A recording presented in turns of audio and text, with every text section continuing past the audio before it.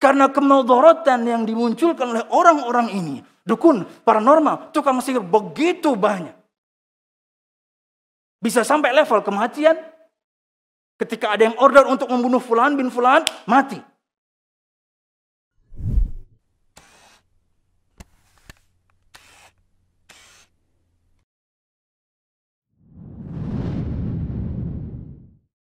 Innal hamdalillah nahmaduhu wa nasta'inuhu wa nastaghfiruh wa na'udzu billahi min shururi anfusina wa min sayyiati a'malina. May yahdihillahu fala mudilla lahu wa may yudlil fala hadiya lahu. Ashhadu an la ilaha illallah wahdahu la syarika lahu wa ashhadu anna Muhammadan 'abduhu wa rasuluh. قال الله تعالى في القرآن الكريم أعوذ بالله من الشيطان الرجيم يا أيها الذين آمنوا اتقوا الله حق تقاته ولا تموتن إلا وأنتم مسلمون يا أيها الناس اتقوا ربكم الذي خلقكم من نفس واحدة وخلق منها زوجها وبث منهما رجالا كثيرا ونساء واتقوا الله الذي تساءلون به والأرحام إن الله كان عليكم رقيبا يا أيها الذين آمنوا اتقوا الله وقولوا قولا سديدا يصلح لكم أعمالكم ويغفر لكم ذنوبكم ومن يطع الله ورسوله فقد فاز فوزا عظيما فإن أصدق الحديث كتاب الله وخير الهدي هدي محمد صلى الله عليه وسلم وشر الأمور محدثاتها فإن كل محدثة بدعة وكل بدعة ضلالة وكل ضلالة في النار أما بعد. Hadirin jamaah Jumat rahimakumullah. Alhamdulillah, segala puji dan syukur marilah kita haturkan kepada Allah Subhanahu wa ta'ala. Kemudian salawat serta salam semoga selalu tercurahkan kepada junjungan besar Nabi kita Muhammad sallallahu alaihi wasallam, juga beserta para sahabatnya, keluarganya, dan segenap kaum muslimin yang selalu istiqamah berpegang teguh dengan Islam sampai hari kiamat kelak. Hadirin jamaah Jumat rahimakumullah, di antara prinsip dasar Islam, bagaimana seseorang kemudian bisa mengesahkan Allah Subhanahu wa ta'ala, para ulama menyebutkan begitu banyak kaedah tentangnya. Maka berikut ini 3 di antara begitu banyak prinsip, begitu banyak kaedah yang dibuat oleh para ulama berdasarkan firman Allah Subhanahu wa ta'ala dan juga sabda Nabi Muhammad sallallahu alaihi wasallam. Bagaimana cara kita bisa mengesahkan Allah Subhanahu wa ta'ala? Di antaranya 1, siapapun di antara kita yang ingin mengetahui bagaimana cara dia mengesahkan Allah Subhanahu wa ta'ala, dia harus tahu tujuan dia diciptakan. Inilah kaidah yang pertama, adalah sebuah pertanyaan. Untuk apa kita diciptakan? Untuk apa saya diciptakan? Ketika siapapun di antara kita tahu tujuan dia diciptakan, tujuan dia sebagai manusia, dan juga kemudian jin diciptakan adalah untuk beribadah kepada Allah Subhanahu wa ta'ala, pasti dia akan mengesahkan Allah Subhanahu wa ta'ala. Dalam surah Az-Zariyat ayat 56, Allah Subhanahu wa ta'ala berfirman, "Wa ma khalaqtul jinna wal insa illa liya'budun." Dan tidaklah aku ciptakan jin dan manusia kecuali hanya untuk beribadah kepada Aku. Ini kaidah yang pertama. Anda harus tanyakan kepada diri Anda sendiri, untuk apa saya diciptakan oleh Allah Subhanahu wa ta'ala? Dan jawabannya adalah untuk beribadah kepada Allah Subhanahu wa ta'ala. 2, bahwasanya ibadah kepada Allah Subhanahu wa ta'ala tidak akan pernah sah kecuali dengan tauhid. Sebagaimana salat kita tidak sah kecuali dengan taharah, maka ibadah kepada Allah Subhanahu wa ta'ala tidak sah kecuali dengan tauhid. yaitu mengesakannya hanya kepada Allah Subhanahu wa taala, mempersembahkannya hanya kepada Allah Subhanahu wa taala, tidak untuk yang lainnya. Allah Subhanahu wa taala berfirman dalam surah Az-Zumar ayat 65, "Walaqad uhiya ilaika wa ilal ladzina min qablika la in asyrakta la yahbatanna 'amaluka wa la takunanna minal khasirin." Dan telah diwahyukan kepadamu, hai Muhammad sallallahu alaihi wasallam, dan kepada para rasul sebelummu, hai Muhammad sallallahu alaihi wasallam, satu wahyu yang sama. Apa itu? Bahwasanya jika kamu berbuat syirik kepada Allah Subhanahu wa taala, lawannya tauhid, la yahbatanna 'amaluk, sungguh betul-betul amalmu akan hancur, gugur, habis. Wala takunanna minal khasirin, dan sungguh betul-betul kamu akan menjadi bagian dari orang-orang yang merugi. Maka ini kaidah yang kedua, yang dengannya kemudian kita tahu bagaimana mengesahkan Allah Subhanahu wa taala. Bahwasanya ibadah tidak sah kecuali dengan tauhid. Sebagaimana salat tidak sah kecuali dengan taharah.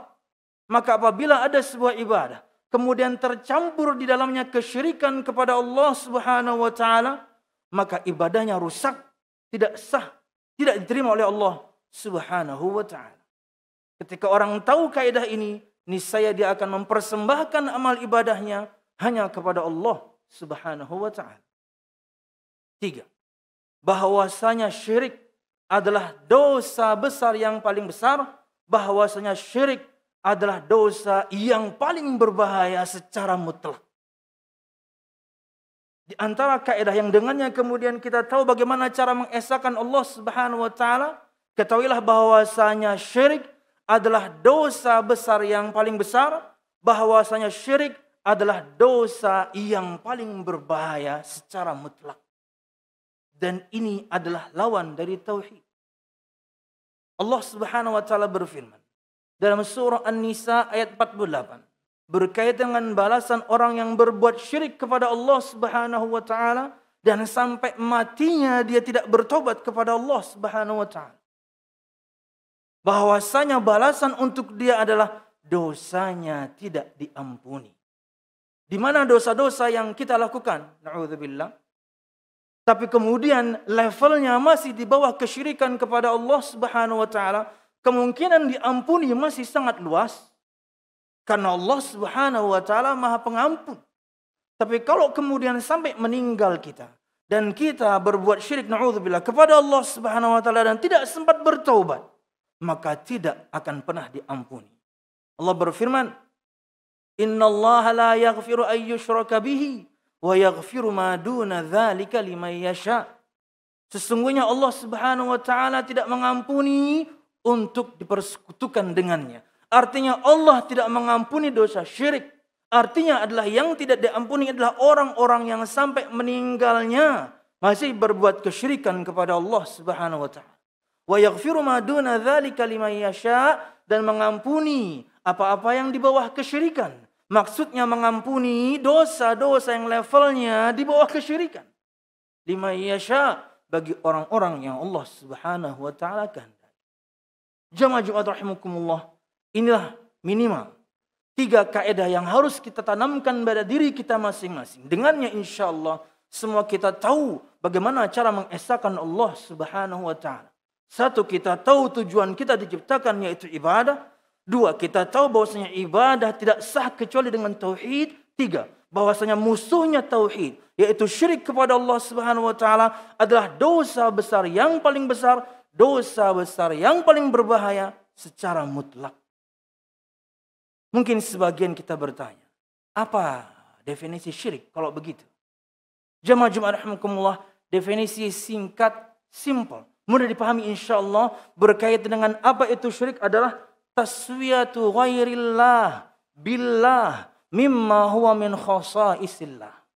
Menyamakan selain Allah dengan Allah dalam perkara-perkara yang itu adalah kekhususan dan keistimewaan Allah Subhanahu wa taala. Dengan contoh mungkin akan lebih mudah dipahami. Di antara kekhususan Allah Subhanahu wa taala, di antara keistimewaan Allah Subhanahu wa taala, Allah alimul ghaibi wasyahadah. Allah allamul ghuyub. Allah Subhanahu wa taala mengetahui yang terlihat dan yang tersembunyi. Allah Subhanahu wa taala mengetahui segala perkara yang gaib.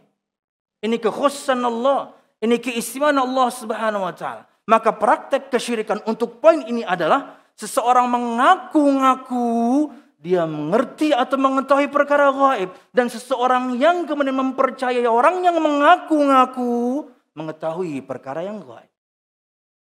Ulun-ulang. Makna syirik adalah menyamakan selain Allah dengan Allah dalam perkara-perkara yang itu adalah kekhususan dan keistimewaan Allah Subhanahu wa taala ada pada asma dan sifatnya. Kita ambil contoh supaya lebih mudah. Allah Subhanahu wa taala di antara keistimewaannya di mana semua makhluk tidak bisa menandinginya, Allah alimul ghaib, Allah Maha mengetahui perkara gaib. Nah, kalau misalnya ada orang yang mengaku dia mengetahui perkara gaib, itulah syirik.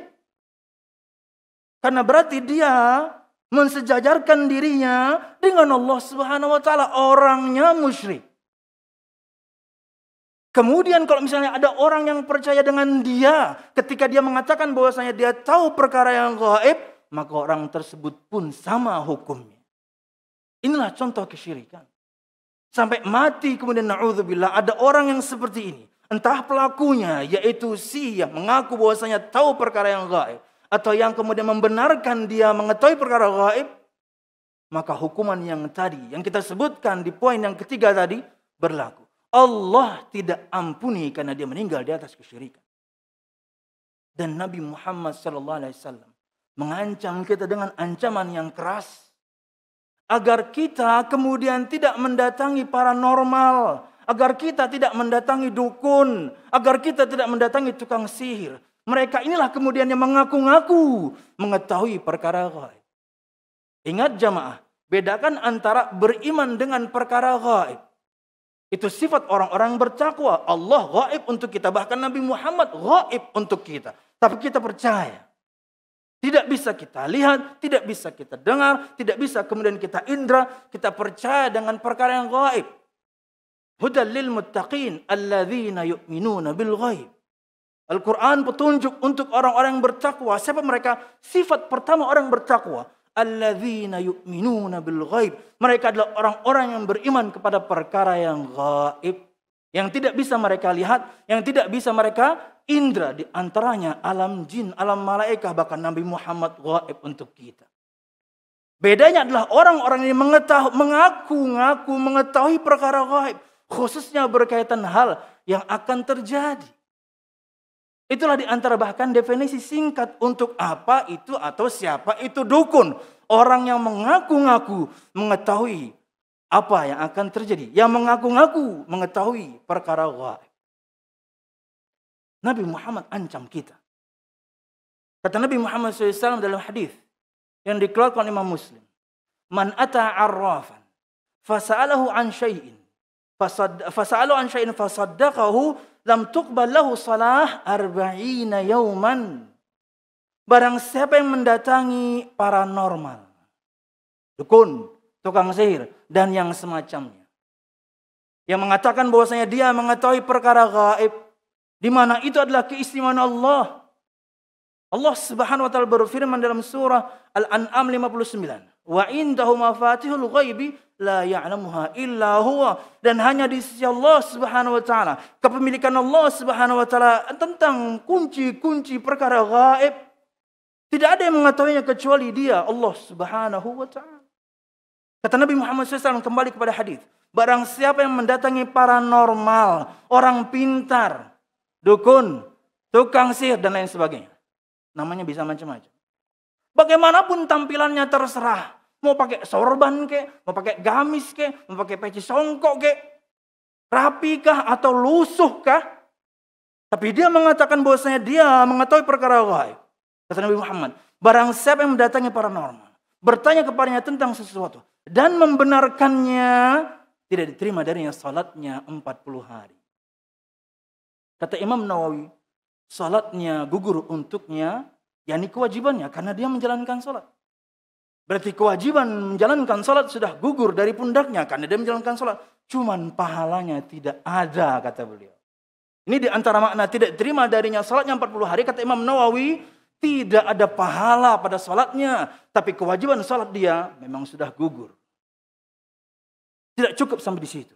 Kata Nabi Muhammad SAW, man atakahinan. Dalam riwayat lain, man atakahinan aw sahiran fasaddaqahu faqad kafara bima unzila ala Muhammad sallallahu alaihi wasallam. Barang siapa yang mendatangi dukun, dalam riwayat lain, barang siapa yang mendatangi dukun, tukang sihir, membenarkan apa yang dia katakan, maka dia telah mengkufuri, menolak semua yang telah diturunkan kepada Nabi Muhammad sallallahu alaihi wasallam. Timbul pertanyaan tentunya. Apa maksud telah mengkufuri? Apa maksudnya telah kafir di sini atas semua yang telah turun pada Nabi Muhammad SAW? Apakah itu kufrun duna kufrin? Kekufuran di bawah kekufuran artinya hanya dosa besar? Atau kufrun bawah di mana dosa kekufurannya mengeluarkan dia dari Islam? Kata Imam Ahmad bin Hanbal rahimahullah, wajib atas kita untuk tidak membicarakan perkara ini. Cukupkan dengan yang Nabi Muhammad sabdakan. Anda mendatangi dukun, mempercayai dia, Anda kafir. Cukup, kata beliau. Enggak perlu definisi yang lain. Enggak perlu dicabang-cabangkan. Bukan cuma kemudian sholat kita tidak diterima atau tidak berpahala. Kalau makna yang kerasnya bisa mengeluarkan kita dari Islam. Na'udzubillah. Jika itu untuk orang yang datang, bertanya kepadanya sesuatu dan mempercayai. Apalagi kemudian hukum si dukunnya, hukum untuk tukang sihirnya atau peramalnya. Disebutkan sebuah riwayat mauquf, disebutkan pada seorang sahabat bernama Jundub bin Abdullah al-Azdi. Tapi sebagian orang mengatakan ini marfu' kepada Rasulullah SAW sampai kepada Rasulullah. Kata beliau, haddus sahiri darbuhu bis sayf. Hukuman untuk tukang sihir dan yang semisalnya adalah dipotong lehernya, pancung. Tapi tentunya ini yang melakukan adalah yang punya power, pemerintah. Apakah kemudian susah di Indonesia dipraktekkan? Wallahu a'lam bishawab. Puluhan tahun kita hidup dan belum pernah terjadi. Dan disebutkan bahwasanya di antara yang paling jago adalah dari Indonesia dan belum pernah terjadi. Disebutkan bahwasanya susah membuat undang-undangnya, kata orang-orang ada di DPR. Bagaimana caranya? Karena kemudian tidak terlihat. Itulah pendapat para sahabat. Itulah kenapa Umar bin Khattab, kenapa Jundub sendiri, kenapa Hafsah bin Umar bin Khattab ketika ketemu tukang sihir tidak diminta taubat, penggal langsung kepalanya. Kenapa? Karena dia biasa berdusta. Tidak dimintai taubat sampai. Subhanallah. Kemudian Anda baru mau bahas bagaimana hukumnya, terlihat pun tidak, itulah sihir. Makanya tidak ada hukumnya. Tapi kalau Anda betul-betul, hai orang-orang yang ada di pemerintahan di sana, kalau Anda betul-betul ingin menegakkan ini dengan baik, agar kemudian akidah kaum muslimin Indonesia aman. Kan ada dana studi banding. Pakai dong. Kemana? Ke Saudi sana. Gimana cara mereka menanggulanginya? Ketemu penggal. Karena kemudaratan yang dimunculkan oleh orang-orang ini, dukun, paranormal, tukang sihir begitu banyak. Bisa sampai level kematian. Ketika ada yang order untuk membunuh fulan bin fulan, mati. Belum lagi kemudian sebuah pernikahan yang hancur. Belum lagi kemudian orang yang tidak suka dibikin suka. Orang yang saling cinta dibikin rusak. Keburukannya begitu banyak. Makanya kata Syekh bin Baz, sebagian para ulama berpendapat tidak dimintai taubat, ketemu penggal. Karena kehancuran yang dia munculkan begitu banyak. Subhanallah, di Indonesia difasilitasi. Ada seminarnya pula. Walaupun tentunya katanya seminarnya ditunda. Aneh juga ya, Anda mengaku tahu apa yang akan terjadi, harusnya Anda tahu nanti akan tertunda. Jangan pasang dong tanggal itu. Gimana sih? Anda kan mengatakan Anda tahu apa yang akan terjadi. Lah, apakah Anda tahu bahwasanya nanti acaranya akan tertunda? Harusnya tahu dong. Ya. Hanya orang yang bodoh yang datang ke paranormal. Makanya di antara namanya orang pintar. Karena yang datang orang bodoh. Yang beriman kepada Allah Subhanahu wa taala. Mantap akidahnya kepada Allah Subhanahu wa taala. Jauh dari hal-hal yang demikian. Aqulu qawli hadza wa astaghfirullah li wa lakum wa lisa'il mu'minin fastaghfiruhu innahu huwal ghafurur rahim.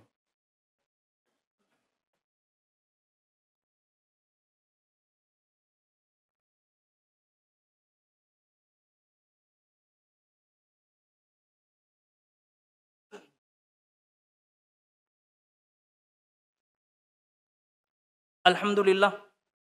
Alhamdulillahilladzi hadana li hadza wa ma kunna linahtadiya laula an hadanallah. Wassalatu wassalamu ala asyrafil anbiya wal mursalin Muhammad sallallahu alaihi wasallam wa ala alihi wa ashabihi ajma'in. Alladzi haraba al-batil wa ayyada al-haq wa tamasa ar-radha'il wa ahya al-fadha'il wa tammama makarim al-akhlaq. وهدى الناس إلى صراط مستقيم صراط الذين أنعم الله عليهم من النبيين والصديقين والشهداء والصالحين وحسن أولئك رفيقا. Hadirin jamaah Jumat rahimakumullah. Maka dengan ada sedikit pesimis di diri kita akan bahwasanya orang yang memiliki power di negeri ini tidak mampu menghadapi mereka, maka kita hadapi dengan diri kita masing-masing. Dengan belajar tauhid, mantapkan keesaan kita, ibadah kita kepada Allah Subhanahu wa taala. Pelajari akidah yang benar, mantap khususnya iman kepada Allah, masuk lebih dalam belajar tauhid agar semua ibadah kita hanya kita persembahkan kepada Allah Subhanahu wa taala. Tanamkan itu di diri kita, ajarkan itu kepada keluarga kita. Praktekkan diri kita. Dan kemudian kita perintahkan juga keluarga kita untuk mempraktekkannya. Ini yang bisa kita lakukan untuk memeranginya. Bahwasanya kita membentengi diri ini dengan akidah yang lurus, dengan tauhid yang mantap, agar kita kemudian tidak terjerumus kepada kesyirikan kepada Allah Subhanahu wa taala. Sisanya dakwahkan, sampaikan. Tugas dakwah bukan di pundak ulun dan yang lain saja, para dai mubalighin, no. Semua kita wajib berdakwah. Hanya kemudian mungkin lingkupnya saja yang berbeda. Ada yang di keluarganya saja, ada yang kemudian lebih besar dan lebih besar lagi. Pelajari baik-baik akidah Islam, rukun iman, fokus pada iman kepada Allah, tauhid, dan di sana kemudian kita akan tahu bagaimana seharusnya menyembah Allah Subhanahu wa taala dan jauh dari kesyirikan kepada Allah Subhanahu wa taala. Antaranya yaitu mendatangi dukun, paranormal, orang pintar, bertanya pada sesuatu dan membenarkan. Dan datangnya ini pemirsa lagi, al-musyahidun al-kiram, itu nggak mesti face to face. Zamannya sudah modern. Anda bisa bertanya dengannya atau kepadanya dengan video call. Anda bisa WhatsAppan. Bahkan mungkin WhatsApp Anda terbiasa dengan Assalamualaikum, disautin sama dukunnya, Waalaikumsalam. Siapa ini? Loh, katanya tahu apa yang gaib, kenapa Anda bertanya nama saya? Subhanallah.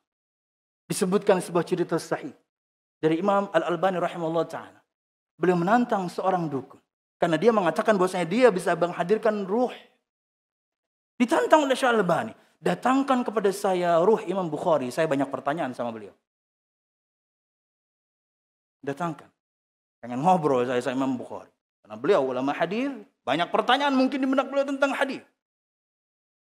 Besok silahkan datang lagi. Tak taunya tukang sihirnya, dukunnya kabur. Ya nggak bisa lah. Karena ini berkaitan dengan ilmu syar'i. Ya. Jin mana yang kemudian dia datangkan kemudian tahu ilmu syar'i setelah Imam Bukhari? No. Hanya orang bodoh kemudian yang bisa mendatangi.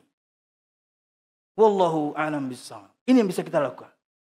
Mantapkan akidah, fokuskan lebih dalam tentang tauhid, darinya kemudian kita terhindar dari kesyirikan kepada Allah Subhanahu wa taala. Kemudian dakwahkan, selain kita mempraktekannya, dakwahkan itu kepada keluarga kita, kepada teman-teman kita, karena tugas kita semuanya berdakwah, hanya lingkupnya saja yang berbeda. Wallahu a'lam bishawab. Dan tetap berdoa kepada Allah Subhanahu wa taala. Mudahan suatu saat kemudian pemimpin kita dari mungkin yang paling puncak sampai mungkin yang paling rendah betul-betul kemudian berani menegakkan ini, menyelamatkan akidah kaum muslimin, yaitu apa? Pelakunya, tukang sihirnya, dukunnya, paranormalnya dibasmi dari bumi Indonesia. Insyaallah amin ya rabbal alamin. Allah maqsim lana min khasyatika ma tahulu bihi bainana wa baina ma'siyatik ومن طاعتك ما تبلغنا به جنتك ومن اليقين ما تهون به علينا مصائب الدنيا ومتعنا الله بأسماعنا وأبصارنا وقواتنا أبدا ما أحييتنا واجعله الوارث منا واجعل ثأرنا على من ظلمنا يا أرحم الراحمين ربنا هب لنا من أزواجنا وذرياتنا قرة أعين واجعلنا للمتقين إماما ربنا لا تزغ قلوبنا بعد إذ هديتنا وهب لنا من لدنك رحمة إنك أنت الوهاب اللهم إنا نسألك حسن الخاتمة ونعوذ بك من سوء الخاتمة يا أرحم الراحمين اللهم إنا نسألك الجنة وما قرب إليها من قول أو عمل ونعوذ بك من النار وما قرب إليها من قول أو عمل ربنا آتنا في الدنيا حسنة وفي الآخرة حسنة وقنا عذاب النار سبحان ربك رب العزة عما يصفون والسلام على المرسلين والحمد لله رب العالمين. Terima kasih. Jazakumullah khairan wa barakallahu fikum. Video ini dibuat atas partisipasi dari donasi Anda. Semoga menjadi amal jariah bagi Anda semuanya.